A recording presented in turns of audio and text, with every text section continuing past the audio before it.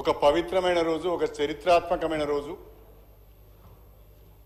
దళిత జాతులకు మేలు జరుగుతున్న రోజు. ఈ సమయంలో స్పీకర్ గారిని, అదేవిధంగా లెజిస్లేటివ్ అఫేర్స్ మినిస్టర్ గారిని కూడా నేను రిక్వెస్ట్ చేస్తున్నాను. అందరికి అవకాశం ఇవ్వండి, 1-2 నిమిషాలు ఎక్కువ సమయం కూడా ఇవ్వమని ప్రత్యేకంగా మిమ్మల్ని కోరుకుంటున్నాను. అధ్యక్ష, 1994లో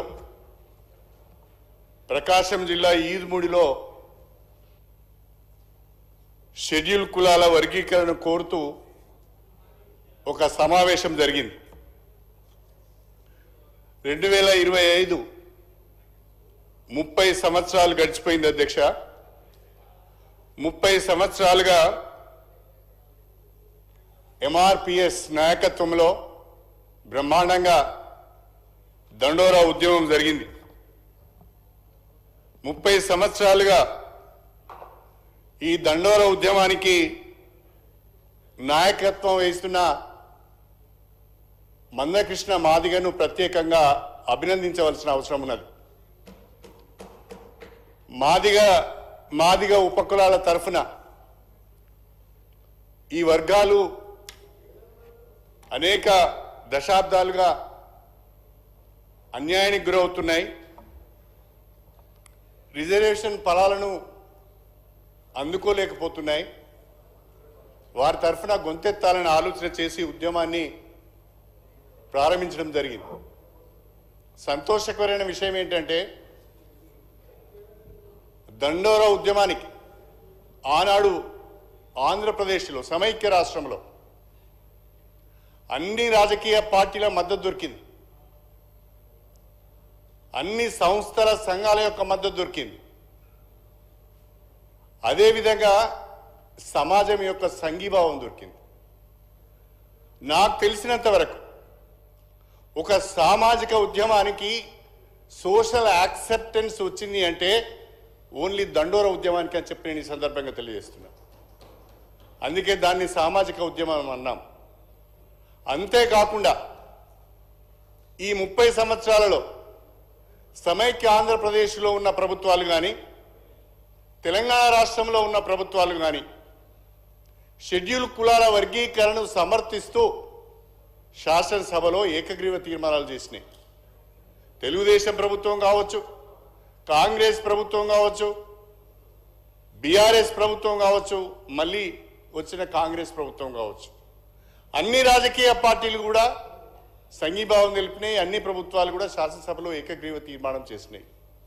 30 సంవత్సరాలుగా ఇంత యాక్సెప్టెన్స్ ఉన్న దండోరా ఉద్యమానికి, ఆ దండోరా ఉద్యమం యొక్క ప్రధానమైన డిమాండ్ అయిన వర్గీకరణకు ఈరోజు పరిష్కారం లభిస్తున్నందుకు చాలా సంతోషంగా ఉంది అని చెప్పి నేను ఈ సందర్భంగా తెలియజేస్తున్నా. 1994 నుంచి 2025 ఈ రోజు వరకు కూడా నేను దండోరా ఉద్యమంతో మమేకమై ఉన్నాను. 1994లో మొదటిసారి ఎమ్మెల్యేగా ఎన్నికైన తొలినాళ్లలోనే దండోరా ఉద్యమం ప్రారంభమైంది. ఆ తర్వాత ఉమ్మడి ఆంధ్రప్రదేశ్లో మంత్రిగా ఉన్న సమయంలో కూడా 4 సంవత్సరాలు వర్గీకరణ అమలు చేసే ప్రభుత్వంలో నేను మంత్రిగా ఉండడం ఆ రోజు ఒక అవకాశం అయితే, ఈనాడు మళ్ళీ ఈ కాంగ్రెస్ ప్రభుత్వంలో గౌరవనీయులు ప్రియతమ నాయకులు రేవంత్ రెడ్డి గారి నాయకత్వంలో ఈ వర్గీకరణకు చట్టబద్ధత కల్పించడానికి వీలుగా అసెంబ్లీలో చర్చ జరిగిన రోజున కూడా నేను ఈ సభలో సభ్యునిగా ఉండడం కూడా ఒక గొప్ప అవకాశంగా నేను ఈ సందర్భంగా అభిప్రాయపడుతున్నాను. అధ్యక్ష, వర్గీకరణకు సంబంధించి వేసిన అన్ని కమిషన్లు కూడా వర్గీకరణకు అనుకూలంగా నివేదికలు ఇచ్చాయి. 1996లో ఏర్పాటు చేసిన రామచంద్రరాజు కమిషన్ కానీ, ఆ తర్వాత వచ్చిన ఉషా మెహ్రా కమిషన్ కానీ, ఈరోజు వచ్చిన డాక్టర్ జస్టిస్ షమీమ్ అఖ్తర్ గారి కమిషన్ నివేదికలు కానీ, అన్ని కమిషన్ నివేదికలు కూడా వర్గీకరణకు అనుకూలంగా ఉన్నాయి. చేయవలసిన అవసరం ఉందని చెప్పారు. కాకపోతే రాష్ట్ర ప్రభుత్వాలకు ఆ అధికారం లేదు. పార్లమెంట్లో చట్ట సవరణ ద్వారా మాత్రమే చేయాలని చెప్పి హైకోర్టు సుప్రీంకోర్టులు ఈ వర్గీకరణను దానికి సంబంధించిన జీవోలను కొట్టివేయడం జరిగింది. కానీ ఈనాటికి వాస్తవంగా ఆగస్టు 1, 2024 7 జడ్జెస్తో కూడిన సుప్రీంకోర్టు ధర్మాసనం ఒక చరిత్రాత్మకమైన తీర్పు ఇచ్చింది. ఆ తీర్పులో షెడ్యూల్ కులాల వర్గీకరణ రాజ్యాంగానికి లోబడి చట్టసమ్మతంగానే చేయొచ్చు అని చెప్పి ఒక మాట అన్నారు. Categorization is permissible in the law అని. Categorization is permissible as per constitution అని. 7 న్యాయమూర్తులున్న ఆ రాజ్యాంగ ధర్మాసనంలో 6 న్యాయమూర్తులు వర్గీకరణకు అనుకూలంగా తీర్పు ఇచ్చారు. ఒక్కరు మాత్రమే వ్యతిరేకించారు. అందులో అనేక న్యాయ సూత్రాలను వాళ్ళు ఉటంకించడం జరిగింది. Article 14, article 15, article 16, article 341, article 335 అన్ని రాజ్యాంగంలో పొందుపరిచిన అన్ని ఆర్టికల్స్ను కూడా వాళ్ళు స్పృశిస్తూ వర్గీకరణ చేసే అవకాశం ఉంది. This is permissible as per law అని చెప్పి సుప్రీంకోర్టు ధర్మాసనం తీర్పిచ్చింది. ఈ సుప్రీంకోర్టు ధర్మాసనం తీర్పుకు మద్దతుగా చర్చలు జరుగుతున్న సందర్భంలో state government under the leadership of honourable CM Revanth Reddy గారు వారు స్వయంగా మన మంత్రి దామోదర్ రాజనరసింహ గారి నేతృత్వంలో మీరు ఢిల్లీ వెళ్ళండి, మీకు అనుకూలమైన అడ్వకేట్ని మీరు పెట్టుకోండి, రాష్ట్ర ప్రభుత్వం ఖర్చులు భరించడానికి సిద్ధంగా ఉంది అని చెప్పి కేటగరైజేషన్కి అనుకూలంగా తెలంగాణ ప్రభుత్వం తరఫున అఫిడవిట్ ఫైల్ చేయడం జరిగింది. అదే సందర్భంలో గవర్నమెంట్ ఆఫ్ ఇండియా కూడా వర్గీకరణకు అనుకూలంగా అఫిడవిట్ ఫైల్ చేయడం జరిగింది. కేంద్ర రాష్ట్ర ప్రభుత్వాలు రెండు కూడా వర్గీకరణకు అనుకూలంగా అఫిడవిట్ ఫైల్ చేయడము, సుప్రీంకోర్టులో ఉన్న ఆ ధర్మాసనంలో ఉన్న 7 న్యాయమూర్తులు కూడా 6 దీనికి అనుకూలంగా తీర్పు ఇవ్వడం జరిగింది. నిజంగా ఇన్ని సంవత్సరాల పోరాటం, ఇన్ని సంవత్సరాల కళ ఈరోజు సాకారం కావడం చాలా గొప్ప విషయం అని చెప్పి నేను ఈ సందర్భంగా తెలియజేస్తున్నా. ఇంకా దీని గురించి చర్చోపచర్చలు చేయడము, దీన్ని వ్యతిరేకించే ప్రయత్నం చేయడము ఏ విధంగానూ కూడా ఏ న్యాయ సూత్రాలకు కూడా సరైనది కాదు అనేది నా ఆలోచన. నేను ఒక మాట చెప్పాలనుకుంటున్నాను.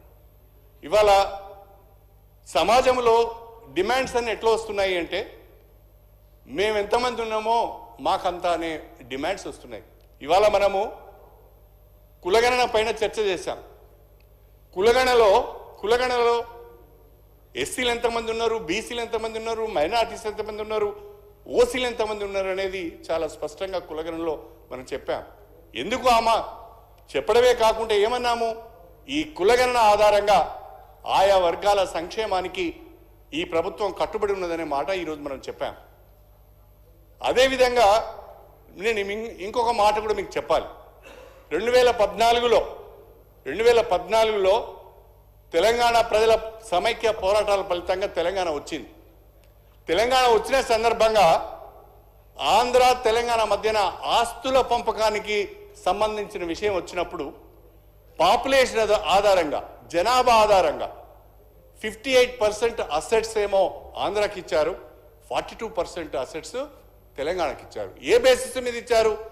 జనాభా దామాష పైన ఇచ్చారు. కులగణన చేసిన తర్వాత ఏం చెప్తున్నాము? జనాభా దామాష పైన అభివృద్ధి కార్యక్రమాలు, సంక్షేమ కార్యక్రమాలు అమలు చేస్తామని చెప్తున్నాము. అదే కదా మేము అడుగుతున్నది. అదే కదా మాదిగా ఉపకులాలు 30 సంవత్సరాలుగా అడుగుతున్నది. మా జనాభా దామాష పైన, జనాభా ప్రాతిపదిక పైన డాక్టర్ బిఆర్ అంబేద్కర్ గారు మాకిచ్చిన ఆ రిజర్వేషన్లను మాకు వర్తింపజేయండి, సమపాలలో వాటిని పంచండి అని అడుగుతున్నారు. దాంట్లో డాక్టర్ బిఆర్ అంబేద్కర్ పైన గౌరవం ఉన్న వాళ్ళందరూ ఒక్క విషయాన్ని మాత్రం మర్చిపోవద్దు. డాక్టర్ బిఆర్ అంబేద్కర్ గారు అనేక సందర్భాలలో అనేక వేదికల పైన ఒక మాట చెప్తుండేవారు, equal opportunities and equal rights అనే మాట ప్రతి సందర్భంలో వారు నొక్కి చెప్పేవారు. అలాంటి అవకాశం అందరికీ రావాలి. అవకాశాలు వచ్చినప్పుడే అందరూ ఎదగటానికి అవకాశం ఉంటుంది. అవకాశాలు రానప్పుడు వాళ్ళ కెపబిలిటీస్ని కానీ వాళ్ళ క్యాలిబర్ని కానీ ప్రూవ్ చేసుకోవడానికి అవకాశం ఉండదు. కాబట్టి జనాభా దామాషా పద్ధతిన షెడ్యూల్ కులాల రిజర్వేషన్లను సమపాలలో పంచాలన్నదే ఇందులో ఉన్న మూల సూత్రం. ఇది ఏ కులానికి ఏ వర్గానికి వ్యతిరేకం కాదు. దళితులందరం అన్నదమ్ములమే, అందరం ఒకే సమూహంలో ఉన్నాం. బాలగోపాల్ గారని ఒక సామాజిక కార్యకర్త ఉండేవారు. పాపం ఆయన చనిపోయారు. ఆయన గురించి ఒక మాట చెప్పాలి. ఉవ్వెత్తున దండోర ఉద్యమం నడుస్తున్న రోజులలో బాలగోపాల్ గారు ఒక ఆర్టికల్ రాశారు. ఆ ఆర్టికల్లో ఆయన ఏమన్నారంటే, దళితులందరూ అణిచివేసిన సమూహం, అణిచివేతకు గురవుతున్న సమూహం, ఈ అణిచివేతకు గురవుతున్న సమూహంలో అసమానతలు ఉన్నాయని చెప్పి బాలగోపాల్ గారు చెప్పారు. అసమానతలు ఉన్నాయి కాబట్టి సమానత్వం కొరకు, వాళ్ళ హక్కుల కొరకు ఇవాళ మాదిగా ఉపకులాలు ఆందోళన చేస్తున్నాయి. దాన్ని మనం సమర్థించాలని చెప్పారు. అదేవిధంగా ఆనాడు ఆర్ఎస్యు మొదలుకుంటే ఆర్ఎస్ఎస్ వరకు కూడా అందరూ కూడా వర్గీకరణను సమర్థించారు. ఏ ఒక్కరు కూడా వర్గీకరణ వ్యతిరేకించలేదు. న్యాయం ఉన్నదని అనుకున్నారు. వీళ్ళకు నష్టం జరుగుతుందని భావించారు, వీళ్ళకు అన్యాయం జరుగుతుందని భావించారు. కాబట్టి ప్రతి ఒక్కరు కూడా వర్గీకరణకు మద్దతుగా నిలబడ్డారని చెప్పి నేను ఈ సందర్భంగా మీ అందరికీ సవినయంగా తెలియజేసుకుంటున్నా. నేను ప్రభుత్వానికి విజ్ఞప్తి చేసేది ఒకటే, ఇంకా కాలయాపన జరగొద్దు. 30 సంవత్సరాలుగా నష్టపోయినాం. 30 సంవత్సరాలు ఓపిక పట్టారు. మా దళిత బిడ్డలు ఎవరైతే ఉన్నారో చాలా మంది చనిపోయారు. వాళ్ళ భవిష్యత్తును ఆగం చేసుకున్నారు. వాళ్ళ ఉపాధిని కోల్పోయారు, వాళ్ళ ఉద్యోగాలను కోల్పోయారు, పోలీస్ కేసులలో ఇరుక్కున్నారు. ఇప్పుడు కూడా జైళ్ళ చుట్టూ తిరుగుతున్నారు, కోర్టుల చుట్టూ తిరుగుతున్నారు. వాళ్ళ బంగారు భవిష్యత్తును కూడా ఈ ఉద్యమంలో చాలా మంది కోల్పోయారు. ఇంకే